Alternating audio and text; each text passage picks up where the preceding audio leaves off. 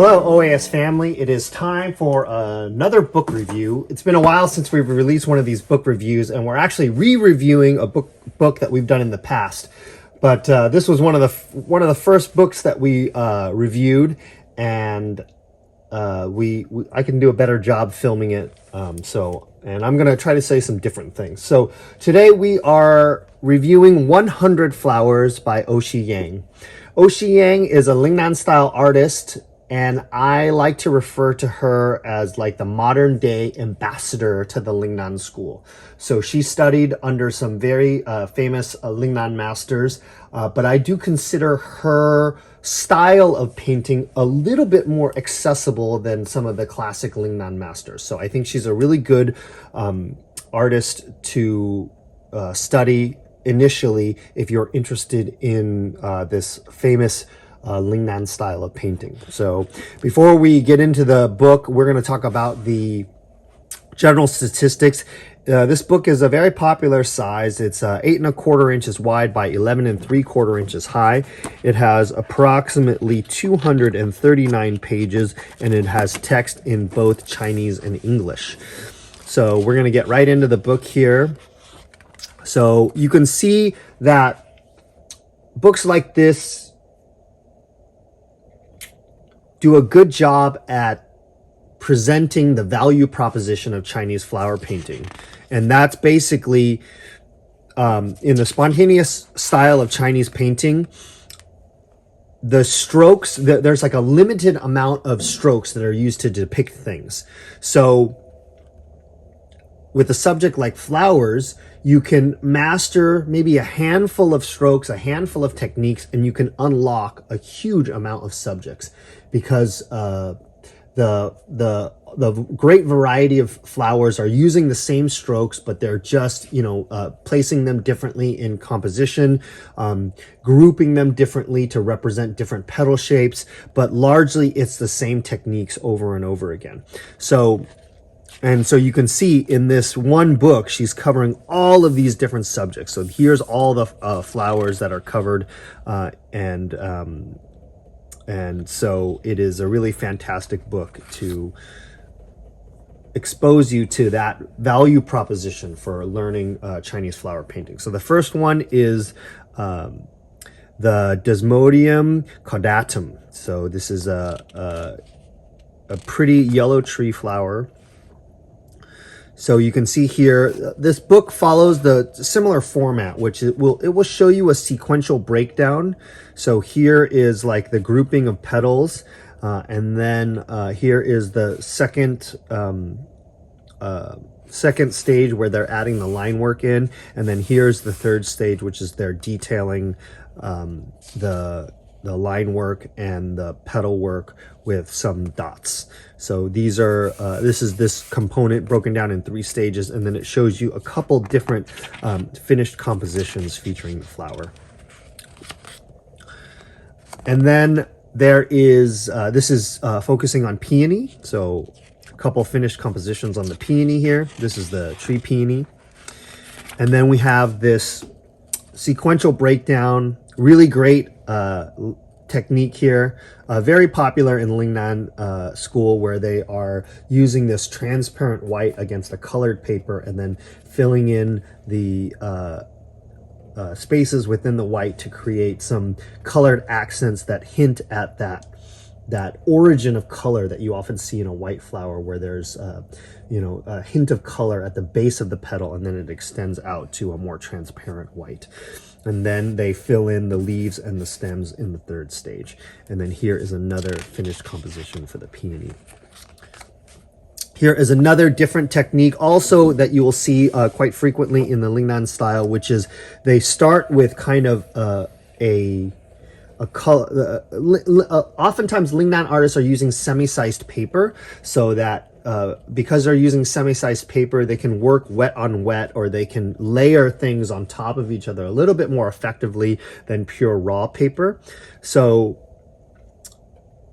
you can see here that we have this coloring area that fades from a dark orange out to a lighter color, and then they accent over that with white petals. So this is a different way to depict what was going on in this previous thing. First, starting with the colored section in more of a big abstract color stroke, and then accenting the white petals over the top of it, and then filling in the details here in step 3, where they add the center of the flower, some of the pollen dots, and then accenting with leaves.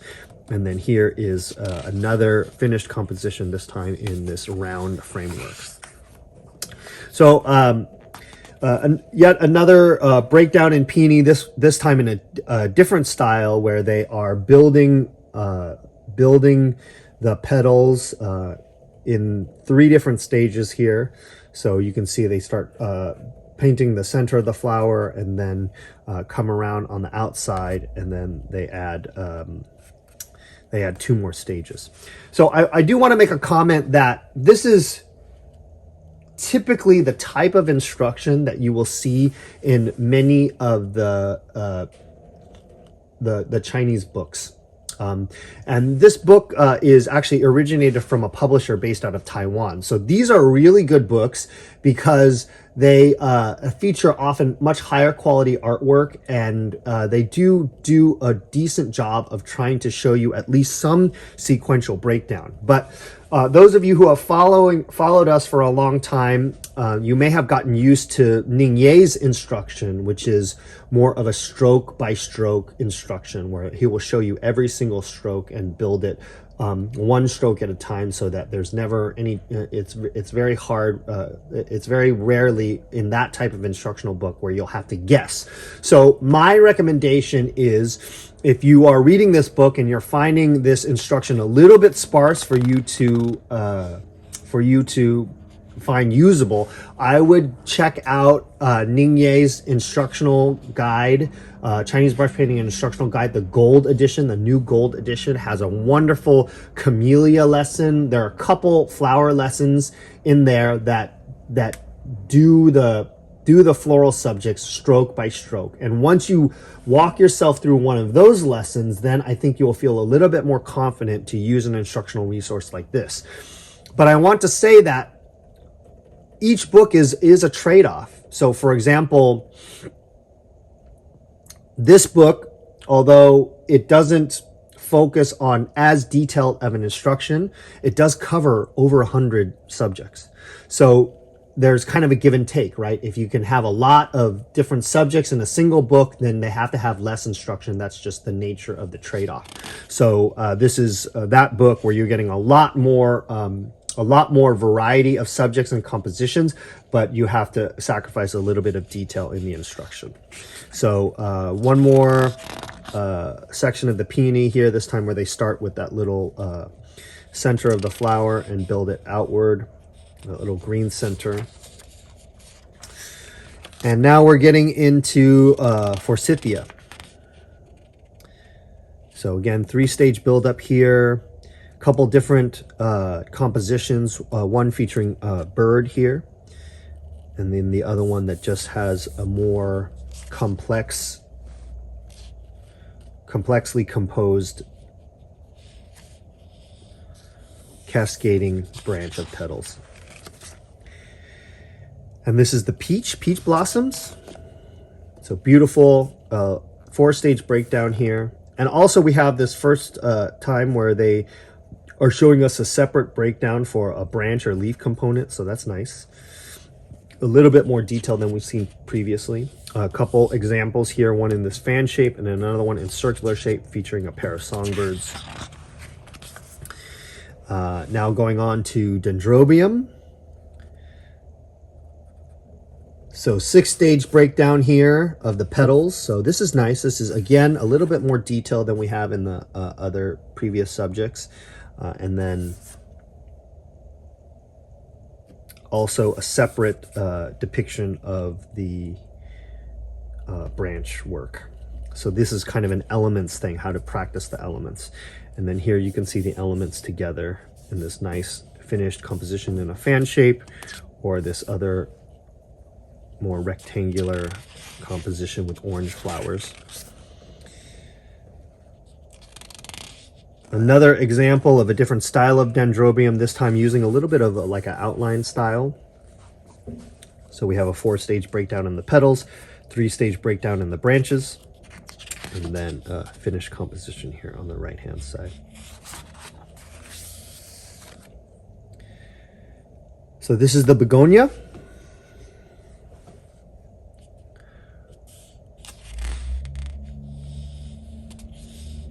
And then a finished composition here with this perched singing bird. And then we have pine. Very exciting, very characteristically Ling-nan depiction of this subject.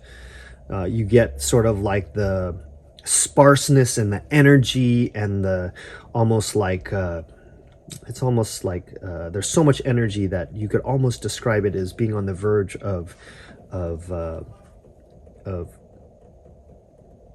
chaotic, you know, but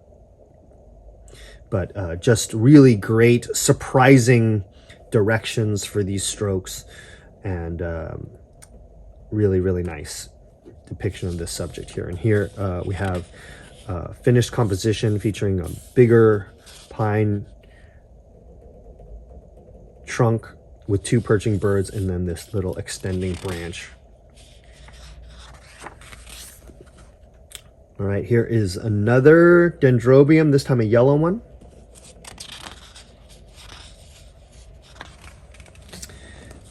And so we're going to start moving along a little bit, because you can see the format is quite consistent. This one's a Shirley poppy.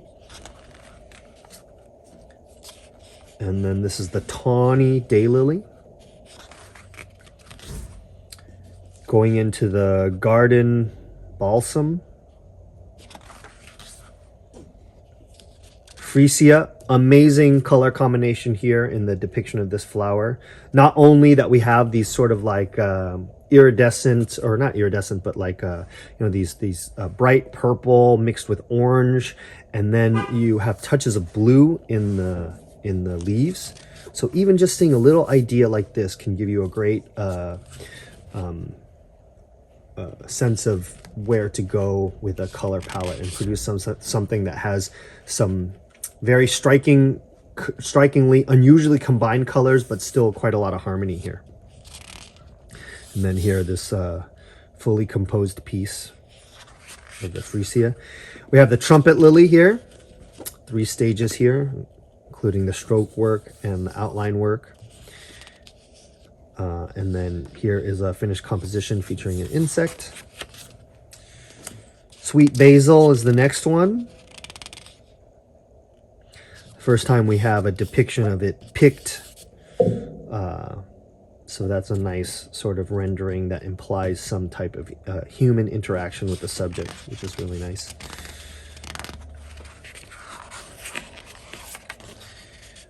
Cattleya orchid is next.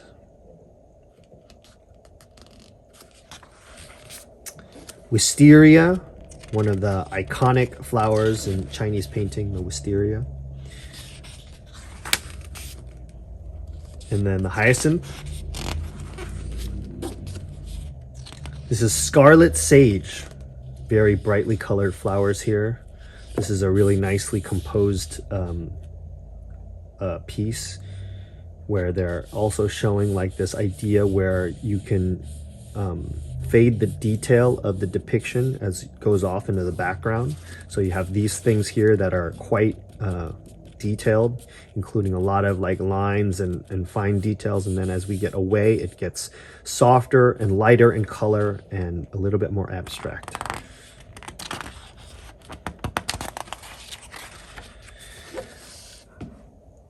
This is the Bauhinia, purple Bauhinia.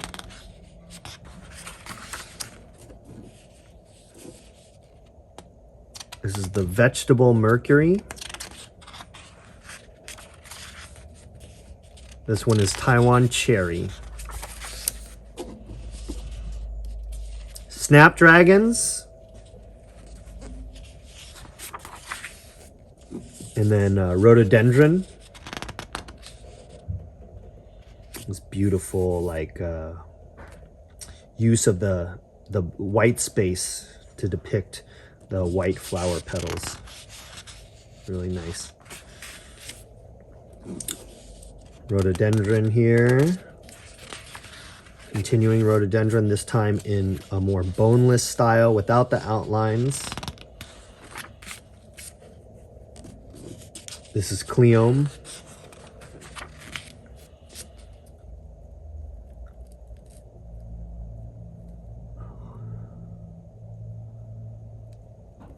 This is Cinerea, the Florist Cinerea.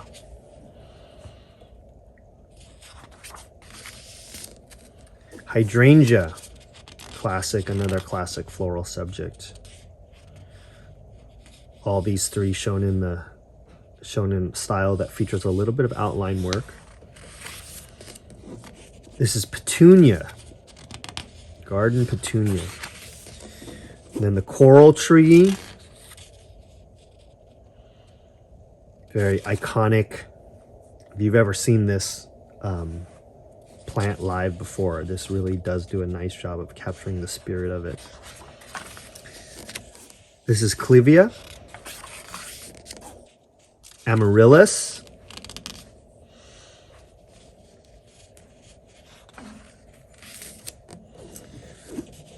Chinese pink. These are pear blossoms. And then Marguerite. This is the silk cotton tree. This is a very classic Ling-nan depiction where we get these like sort of very distinct shapes, very loose feeling, very free feeling, a lot of texture work shown. Very classic Ling-nan depiction of this flower.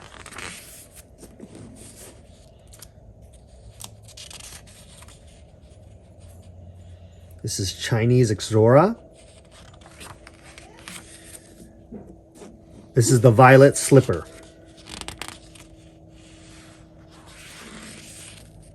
This is Dendrobium.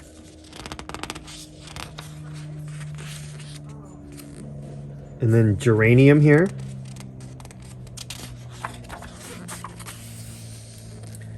This is a sword lily. So many subjects, and I don't think we're even just not even halfway yet. This is a carnation. Baby's breath. This is a flower we see all the time, but not often depicted, so it's nice that it's included here. This is magnolia lily. And then just the regular white lily. And then here is the lily in a different color. This is a yellow color.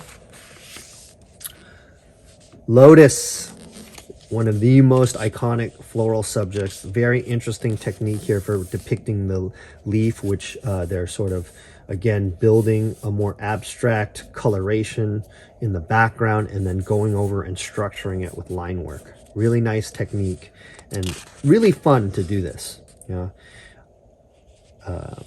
And then here is a full composition here on the right hand side featuring a dragonfly. Rose of China here. This is really cool where you can see them using these abstract shape strokes and then using the line work to add definition to the shapes. This is a rose.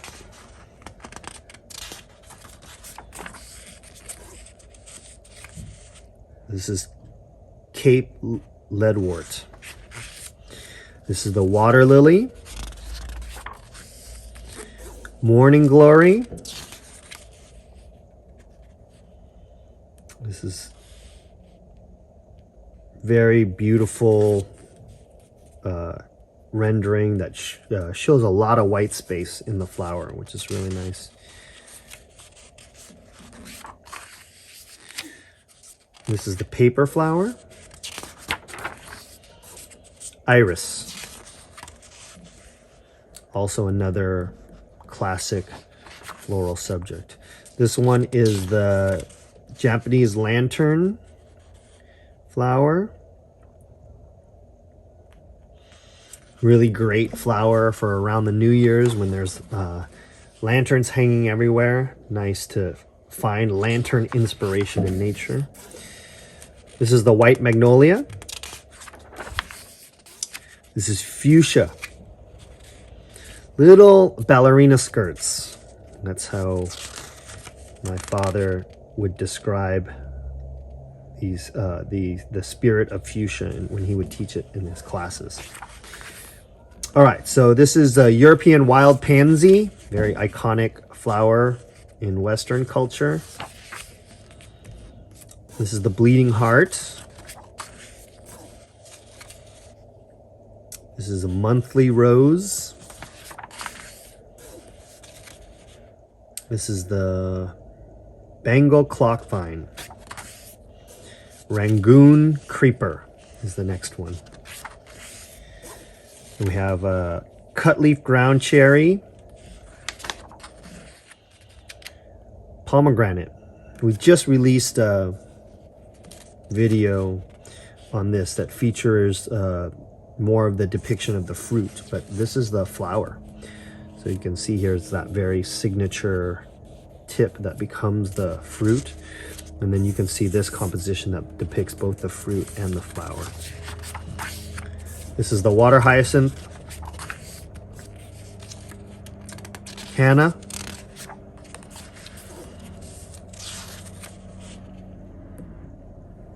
Continuing on canna here. And then this is Columnea gloriosa.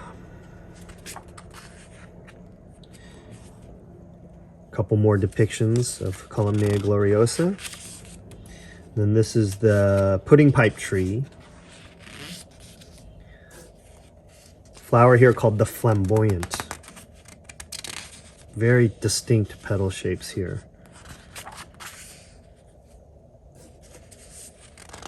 This is the Dutchman's pipe. You can see where it gets its name from this little shape that they have there of the bud. Bird of paradise.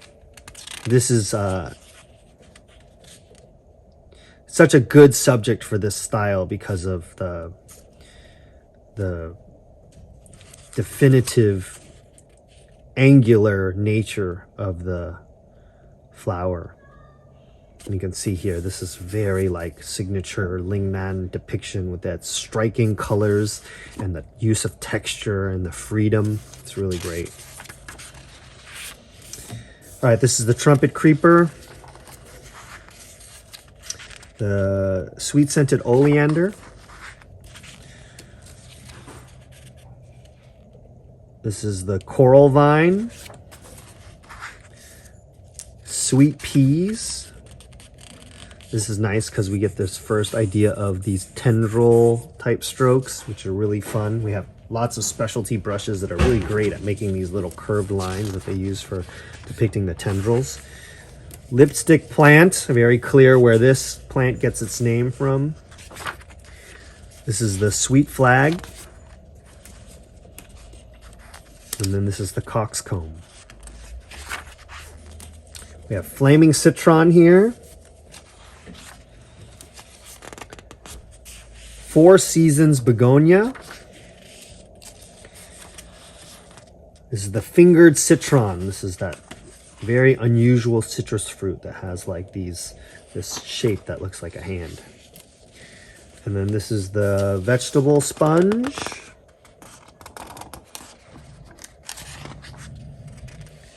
This is reeds.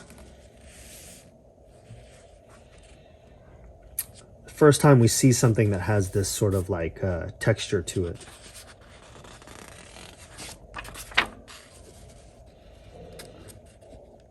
Princess feather. Beautiful composition. Look at how they cut the space up there. So nice. And this is the Chinese parasol tree. Chrysanthemum, one of the four gentlemen.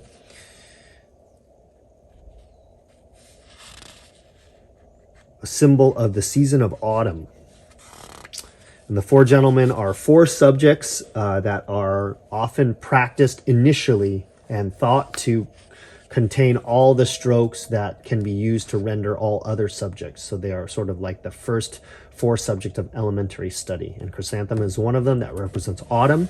The others are grass orchid, which is spring, bamboo, which is summer, and plum blossom, which is the winter. So here's some more chrysanthemum examples. And we have sunflower.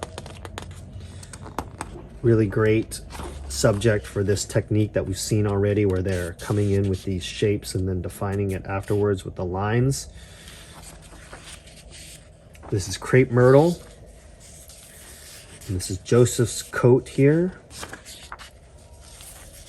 This is cotton. Cotton plant, cotton flower. This is the lady's flower. And then another version of begonia.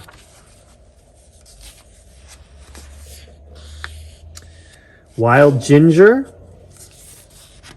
Another example of a beautiful white flower.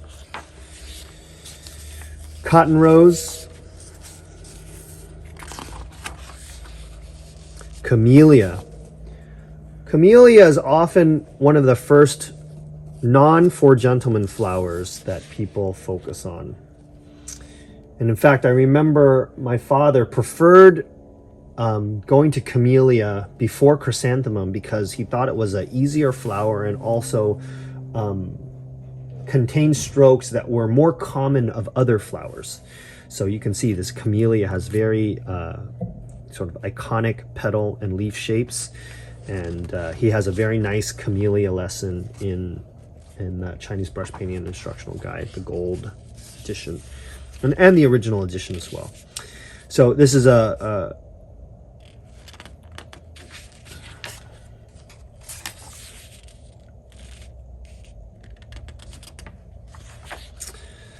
all right, so this is winter sweet, and then as we mentioned before, the four gentlemen subject that is symbolic of spring, this is the grass orchid. And then we have another type of orchid here. This is dahlia. Just did a free YouTube video on dahlia, so you can search for that. This is the cyclamen. Tulip. Christmas flowers.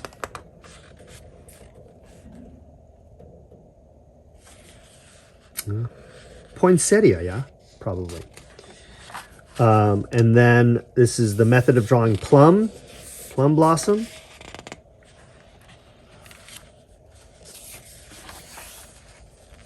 Narcissus. This is a very beautiful depiction of Narcissus that's showing that iconic bulb. Great strong use of line work here. And then this is the last flower here is called the Dwarf Heavenly. So this is O-shi Yang.